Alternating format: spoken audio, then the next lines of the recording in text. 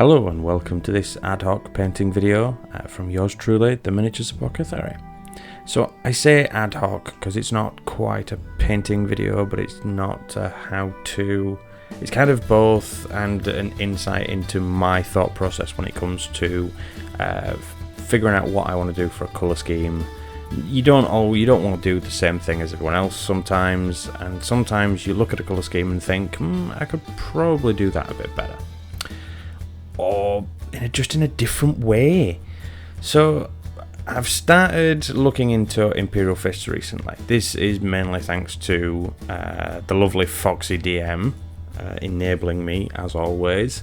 We've been looking at Iron Warriors for a possible Horus Heresy project at a later date. I'm quite interested in focusing on Fafnir Ran and the defence of the Lion's Gate during the siege of Terror.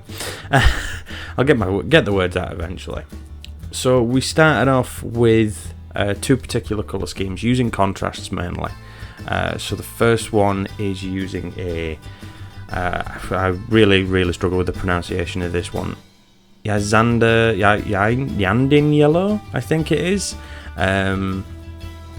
So we start off with a base coat of, I think it's Gracia, which I like using Gracia. It goes on really well, it dries quite quickly, and yeah, it's really easy to use. The other colour scheme we used though, however, using the Nazdar Yellow, which is supposed to be a gold, sort of more goldy, more brown. We used Wraithbone. Wow, during the recording of this video and further tests, I developed quite a dislike for using Wraithbone. It's so watery. I've got two pots, both pots were really watery, and they just didn't want to settle properly. I thought at first it was the problem with the brush or something, but I think it's just the paint in general. It didn't dry quickly, so there's a lot of cuts coming up, I'm afraid. It took at least 4 coats to get one solid colour, which was a bit of an issue.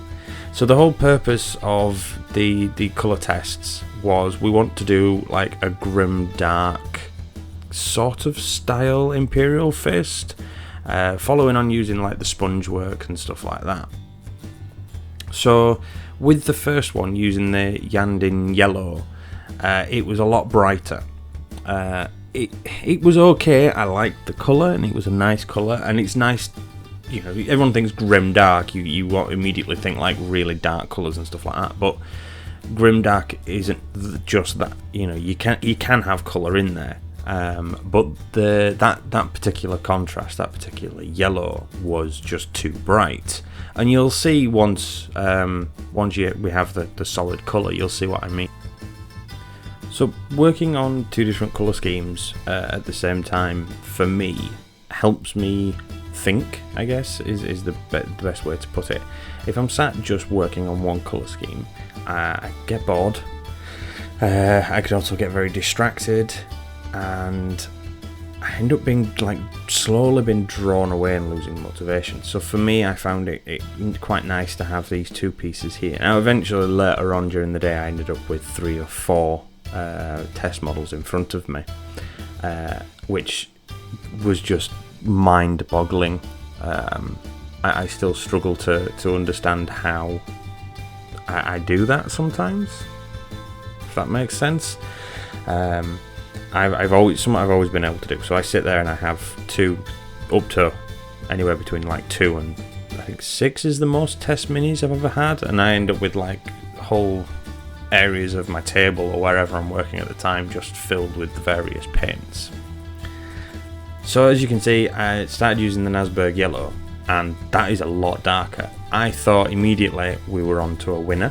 I'm like, ooh, this might be it. This might be a really good base for then going further and turning it into a grim dark Imperial fist.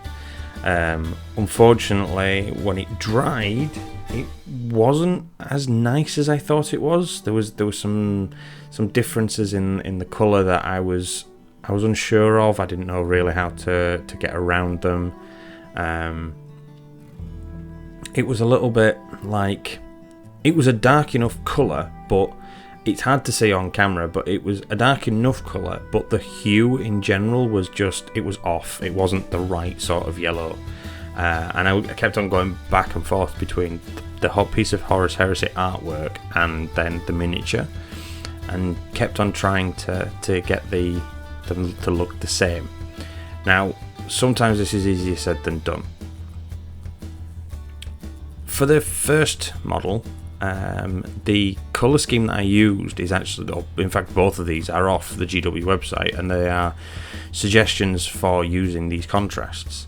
So the first one that you can see at the moment with the Nazdar Yellow actually suggests a like Ushanti bone or something like that. Might be in Screaming Skull highlight. So I just dry brush them on just as a quick sort of, let's see how it looks. I would probably, if I was just doing straight 40k Imperial Fist, I would probably use this colour scheme. It was bright enough, the highlight was nice, and it looked nice, it looked good. But for me, trying to get that grim dark undertone, it didn't really fit. I didn't feel like it had worked really well, so that was a no-no. I mean, from here we did then add in various washers, some watered down typhus corrosion on one, straight agrax. There was a number of different processes I went on to from these initial two, and unfortunately none of them seemed to actually give us anything good to work with, but as you'll see later, it did actually give us a couple of things to think about for a final test. Now with the Nazdar Yellow, as I've tried to explain, for me it wasn't the right sort of tone. There was something missing. Now it suggests on the Warhammer website to give the miniature use some Agrax Earth shade. I thought this might work. I thought, okay, this is going to be good. It's going to knock out any warmth. It'll tone it down. It'll make it into a darker yellow, but with a browner hue, and I can work with that. It can be then, I can then add on to it to give that grim dark aesthetic.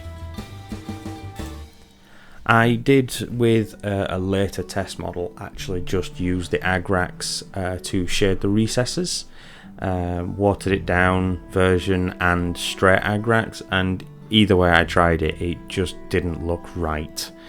I struggled to try and make Nazdar Yellow work. There are some possibilities to use it for other projects. It came out really, really dark on one particular Primaris model that I used, and it was just so dark. It looked like it honestly looked like chocolate, which was interesting. And late at night, I sort of looked at it and thought, edible? No, really, really not. That's just me there, mind just wandering off. So obviously, me when it comes to my processing of testing colour schemes, it is quite chaotic. To be honest, my mind wanders a lot, much like in the videos where you hear me rambling, or on my streams. I ramble a lot and my mind wanders, and I have a million things all going on at the same time. So when it comes to like paint testing, it makes for some rather interesting outcomes. Now, from all these different tests, we ended up with a set of paints that I wasn't 100% certain would work. So as you can see at the moment, we have a Primaris. Now, I used Xandri dust, and then I was going to use a technique which you'll all have a really good laugh at. I think pretty much everyone on the Discord has at this point in time. I was going to use the Zenithal technique, which I've only heard of recently. I added in Agrax Earthshade as another pre-shade before adding the contrast. Now, that was really easy, and it looked really good. The Xandri dust with the Agrax Earthshade shade in the recesses. It didn't. In the final piece was okay. It looked all right, and it did the job. But I think if I do later models, I might change Agrax Earthshade for either Null Noil or maybe a combination of Agrax and Typhus Corrosion, possibly. I'm not sure yet. I'm yet to do some more tests. This final test was, to be honest, I liked it. It came out and it looked okay. It was really easy to do. It's really simple, and I enjoyed it, which is the important thing. You've got to have enjoyment out of what you're doing.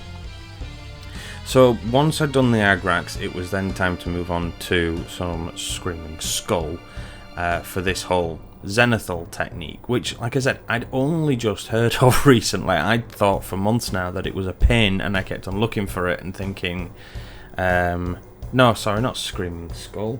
Didn't use Screaming Skull. I think we used Wraithbone, not Screaming Skull. Which, even though I don't like using Wraithbone as a base layer, for dry brushing it works brilliantly. I did this in stages. I didn't want to just like slap it on, and I end up with it having an issue, or having to find a whole different model or try it all again. So I did it in stages. I started off with a very light dry brush and then built it up over time. So just a series of light dry brushes. After about 2 or 3 passes with the brush, I was happy with the outcome. It went, like I said, it went on really easily. It looked really good. It's probably one of those things that I think works probably better with a rattle can or an airbrush, which is something I'm definitely probably going to look into doing if this ends up being the colour scheme I use for the Horus Heresy project, doing it en masse. It'll be rattle can of Xandri dust, rattle can of Wraithbone, and do it that way as opposed to doing it with a brush. Just because this just seemed to take so much time to do. But once it was done, and I was happy with I was happy with the outcome.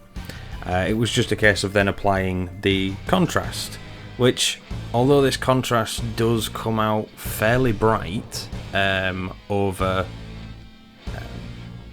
Wraithbone or Grey Seer, it came out obviously the two-tone thanks to the Zenithal. Now, sorry, I apologise that there's no video footage of me applying that paint, but for some reason I did press record and it skipped a good 20 minutes worth of footage. So yeah, we've jumped forward a little bit. We've jumped forward to the highlighting part. So we jumped forward to Imperial Yellow, basically, and I did use this in the same way for the Zenithal technique, as opposed to just focusing on the sharp edges. And it came out looking really good. You've got this darker colour from the sort of feet up, and yeah, it looked nice. It was really easy. It's dry brushing, which is really basic level stuff to do. It's judging how much paint you need on your brush, and never be frightened of just taking it off to the point where you can't see the paint at all on like your tissue or your palette or your hand, and then because there will still be paint there. So once I'd done the basics for this, for the actual scheme itself, for like the armor panels and stuff like that, we just added a little bit of extras, details in places. So I used contrast black Templar for the soft armor, the bolter, and parts of the backpack exhausts, just to give it a bit more depth, break up the yellow a bit more. So then when I got round to doing the rest of the battle damage and things like that, and adding like the Typhus Corrosion and stuff to the recesses, it wouldn't just be yellow with splodges of metallic and Typhus Corrosion. I also decided to add in some Seraphim Sepia into the recesses, particularly on the lower parts, so like the greaves, backs of the legs and stuff like that, just to help add a bit more depth It came out alright. I probably won't use it again, and if I do use it again, I think instead of keeping it in very fine lines, maybe use a larger brush, making it look more kind of like watermarks, maybe like they've been trudging through water or something like that. It gives the yellow a very orangey effect, which you'll see later, but it does work to an extent. So I've used, again, I've used another colour which I think I will change, to be honest. I used, not Iron Breaker, Lead Belcher for the metallics. I think I'll probably use a lighter metal next time. I used it for both the bolt gun and like the exhaust. I also gave the soft armour a little bit of a highlight. But I think I will probably go for a lighter metallic paint next time, especially when it came down to the battle damage, because the yellow on the lower parts were so dark. The Typhus Corrosion is really dark. It didn't pop. Same with the so this is the reason why. So I looked at, normally you would use your highlight colour as the starting paint for sponging on battle damage. So you go your highlight, metallic, and then either a Typhus Corrosion or a brown contrast or a brown shade. I went for an even lighter version of the shade, being Flashgate Yellow, and I'm really happy that I did. This is what's got me thinking, like, so the next time I do this, I'll probably go for a lighter metallic, keep the Typhus Corrosion, but go with Flashgate Yellow, and then maybe Runefang Steel or Stormhost Silver, and then possibly adding in a black maybe as well, which has been suggested by someone via the Discord, and then finishing off with a smaller amount of Typhus Corrosion.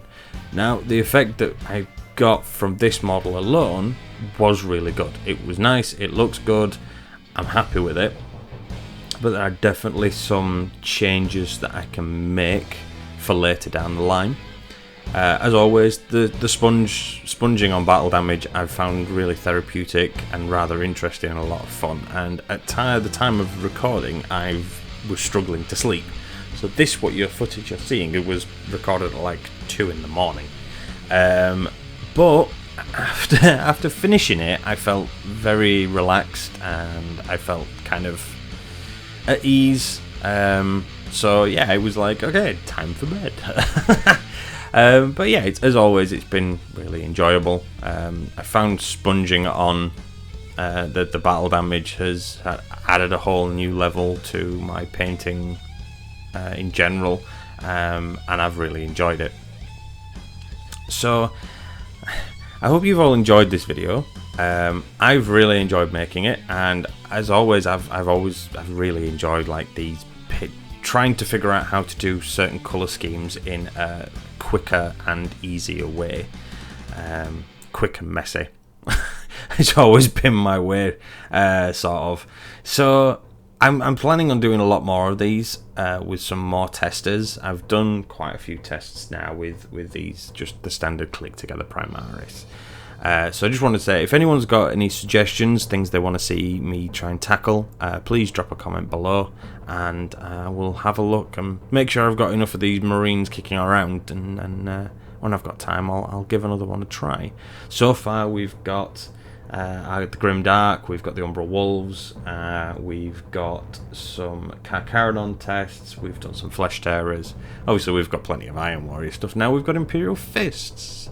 The Imperial Fists project is something for later down the line. It's Horus Heresy, it's a lot of Breacher Shields, coming up with a model for Fafnir Ran, there'll be Land Raiders, there'll be Dreadnoughts, so I'm kind of hoping between now and then I will have the yellow for these Imperial Fists, as, grim dark enough that I'm happy with.